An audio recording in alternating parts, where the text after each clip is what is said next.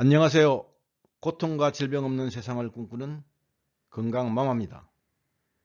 고혈압편, 혈압약의 대표적 부작용에 대해 알아보겠습니다.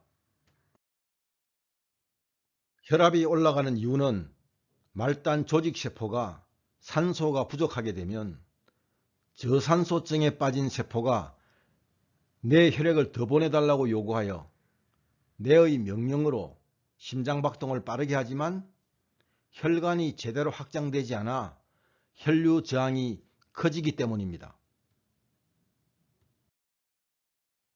모든 혈압약의 가장 무서운 부작용은 하루 24시간 중 자신도 모르는 사이 일시적으로 혈압이 떨어지는 저혈압 증상입니다.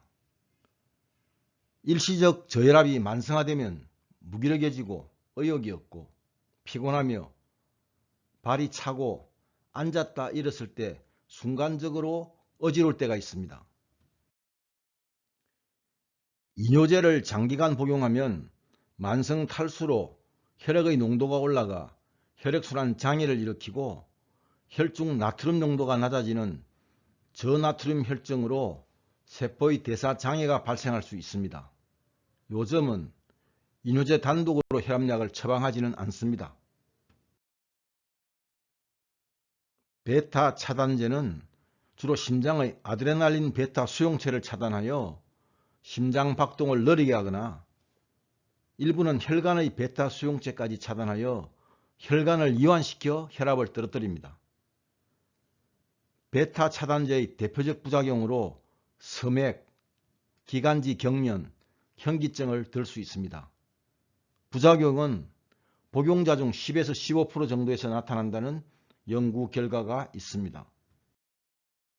칼슘 채널 차단제는 칼슘이 세포로 들어가는 칼슘 채널을 차단하여 심장 근육의 수축을 억제하고 혈관 민문이근의 수축을 억제하여 혈압을 떨어뜨립니다. 칼슘 채널 차단제의 대표적 부작용으로 말초 부종, 얼굴 혈관 확장을 들 수 있습니다.